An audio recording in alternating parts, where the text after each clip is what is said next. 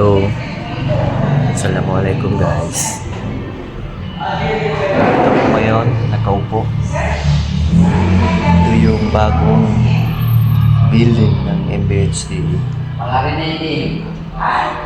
Sa mga nagtatanong naman dyan, direct nag-message sa akin.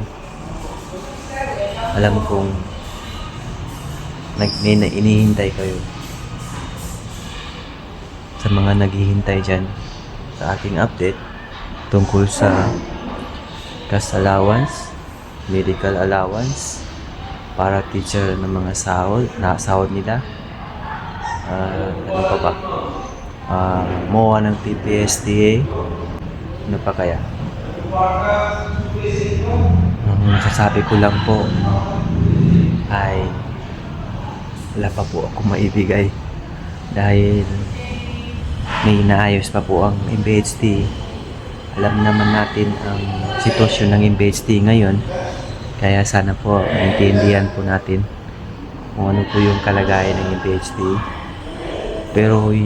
Pero na-assure ko po sa inyo, ginagawa naman po nila ng paraan paano po ayusin ang mga problema. Kaya sana po maintindihan po natin. Okay.